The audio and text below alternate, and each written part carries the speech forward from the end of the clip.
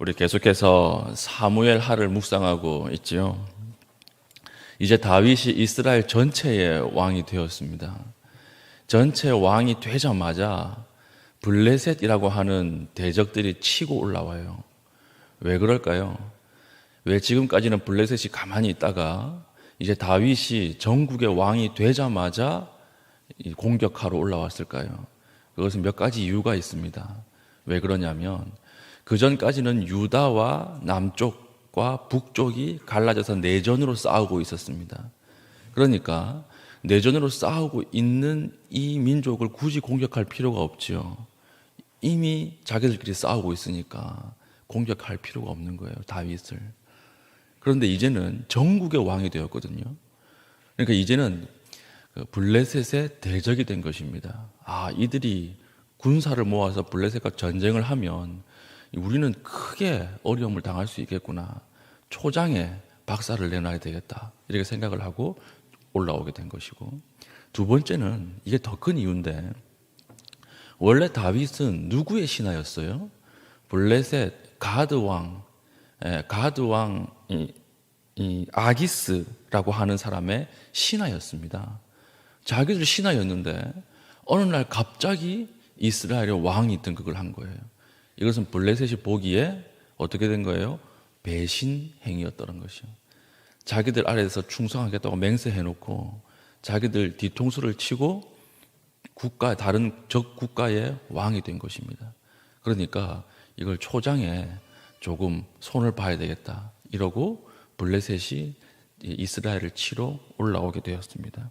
근데 얼마나 올라왔습니까? 오늘 본문 보니까 17절, 이스라엘이 다윗에게 기름을 부어 이스라엘 왕으로 삼았다 함을 블레셋 사람들이 듣고 블레셋 사람들이 다윗을 찾으러 다 올라오매, 이렇게 됐죠. 다 올라오매. 그러니까 엄청난 군사가 올라온 것 같아요. 우리가 총공격을 하자 이러고 다윗에게 올라오니까 다윗이 듣고 요새로 나가니라, 이렇게 되어 있죠. 여기서 요새라고 하는 곳은 피난처라고 하는 뜻입니다. 피난처로 숨었다라고 하는 뜻이에요. 그러니까 다윗 입장에서는 얼마나 두려웠겠습니까? 그렇죠. 지금 새카맣게 와가지고 자기를 이제 죽이려고. 근데 자기는 이제 왕이 된 지 얼마 되지 않아서 아직 군사적으로 정비가 되어 있지 않은 상태거든요. 그리고 이 예루살렘 성도 온전하지 않거든요. 그런데 지금 아래에는 블레셋 군대가 새카맣게 몰고 들어온 거예요. 이것을 보면서 얼마나 다윗이 두려웠을까요?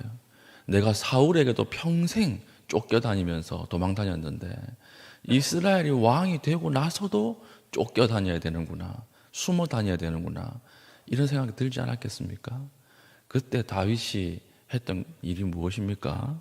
우리 보니까 19절, 다윗이 여호와께 여쭈어 이르되. 가장 두려울 때 다윗은 무엇을 한 것입니까? 기도한 거예요. 오늘 주시는 하나님의 메시지, 첫날 메시지 무엇입니까? 두려울 때 기도하라.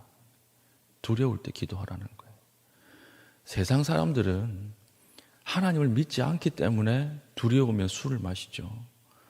세상 사람들은 두려움을 잊기 위해서 유흥을 즐깁니다. 그런데 갑갑한 것은 뭔지 아세요? 믿는 사람은 하나님께 기도할 수 있는데 똑같이 하는 거예요. 우리는 하나님이 있어요. 기도하면 들으시는 하나님이 있습니다. 많은 성도들이 두려움은 굉장히 큰데 두려움에 비해서 기도하는 시간은 적어요. 왜 그렇습니까? 우리에게는 하나님이 계시거든요. 기도하면 듣겠다라고 하는 하나님이 계십니다. 약속하신 하나님이 계세요. 그러면 우리가 하나님 앞에 두려울 때 가장 먼저 붙잡아야 되는 것은 무엇일까요? 하나님이고 하나님 앞에 기도해야 되는 것이죠. 우리 지나가는 학생들, 우리 어느 학교로 가야 될지 두렵지 않습니까? 결혼을 앞둔 우리 청년들, 내가 누구랑 결혼하고 어떤 가정을 이루어야 될지 두렵지 않습니까? 어디로 취업을 해야 될지 두렵지 않습니까? 우리 노년에 있는 분들, 점점 다가오는 죽음 앞에서 두렵지 않습니까? 그런데 이 두려움을 가지고 왜 기도하지 않느냐는 거죠. 오늘 다윗은 하나님 앞에 가장 가장 두려울 때 했던 일이 무엇입니까? 하나님 앞에 물었다라고 하는 거예요. 우리도 오늘 이래야 되는 것이죠. 오늘 이 자리에 나온 우리 성도님들, 교우님들 마음에 두려움이 없습니까? 있죠. 저도 있어요. 그러나 우리가 세상 사람들과 다른 점은 무엇입니까? 우리는 붙잡을 수 있는 하나님이 있다라고 하는 거예요. 우리에게는 붙잡을 수 있는 하나님이 있어요. 오늘 다윗을 보십시오.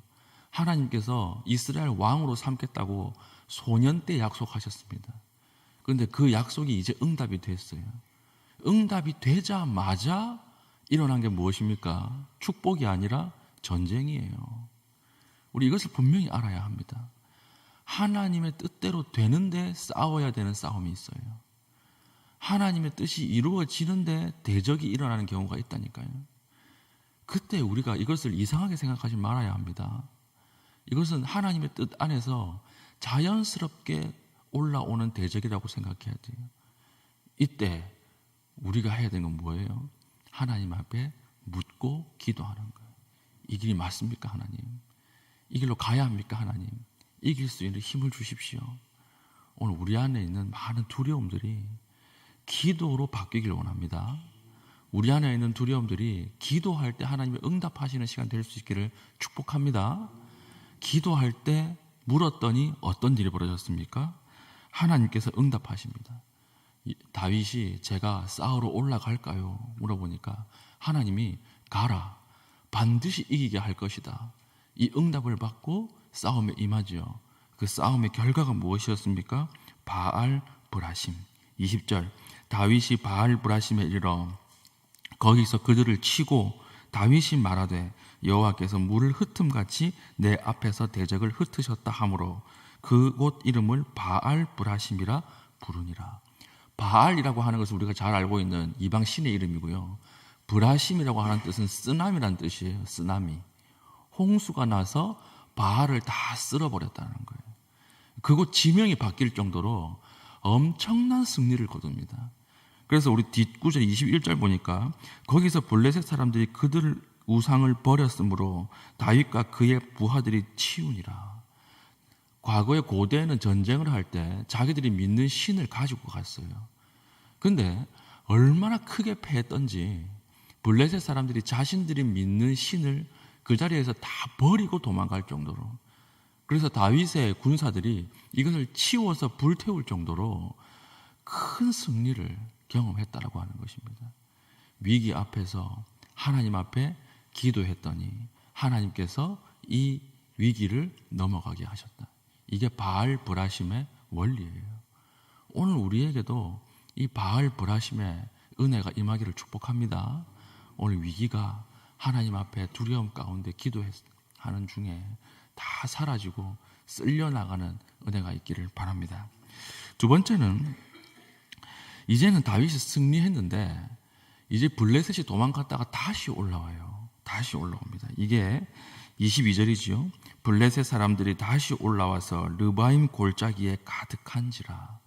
여러분, 악의 성실성이라고 하는 걸 아십니까? 악한 사람들이 성실해요. 그런 것 같죠? 나를 괴롭히는 사람은 잠도 안 자고 나를 괴롭혀요. 그렇죠? 잠도 없어요, 이 사람들. 얼마나 치밀한지 계획을 세워가면서 나를 괴롭혀요. 그리고 자기 돈 써가면서 괴롭힙니다. 이게 악인의 특징이에요. 그래서 악한 사람들 성실합니다. 굉장히 성실해요. 오늘 블레셋 보십시오. 그렇게 크게 패하고 도망갔는데 또 군사를 정비해서 또 올라오는 거예요. 두 번째 올라오는 것입니다. 두 번째 올라왔을 때 위기가 무엇일까요? 앞에 큰 승리를 했어요. 그 다음의 위기는 무엇일까요? 교만의 위기인 거예요. 교만의 위기. 아, 그때 내가 이렇게 해서 승리했으니까 이렇게 하면 또 되겠구나. 이렇게 생각하는 거예요. 이게 두려움의 위기보다 더 큰 위기라고 하는 것을 아십니까?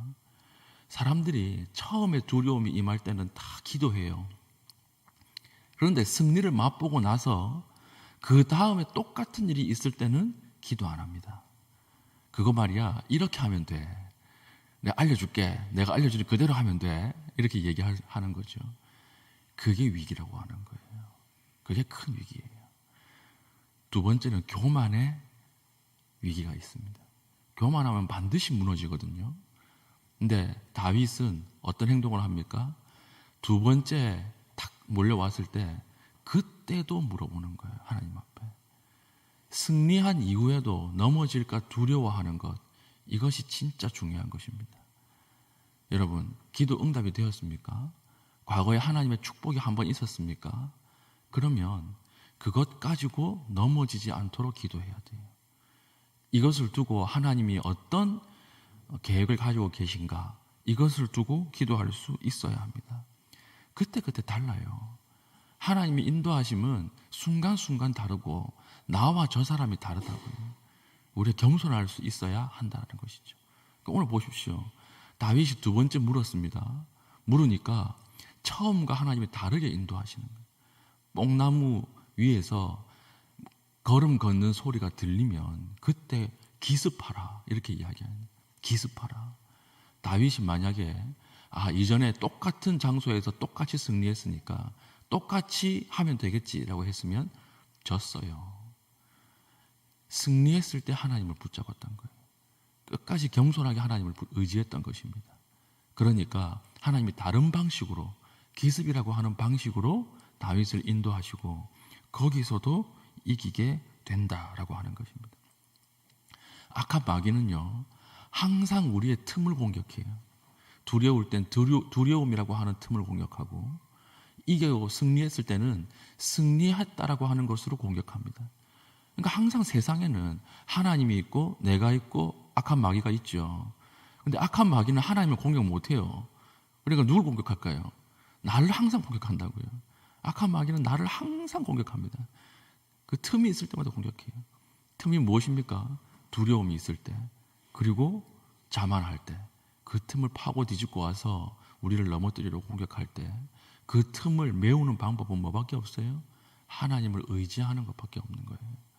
하나님을 의지할 때 그 틈이 줄어들고, 하나님을 의지할 때 바알 브라심의 은혜가 우리에게 임한다라고 하는 것입니다.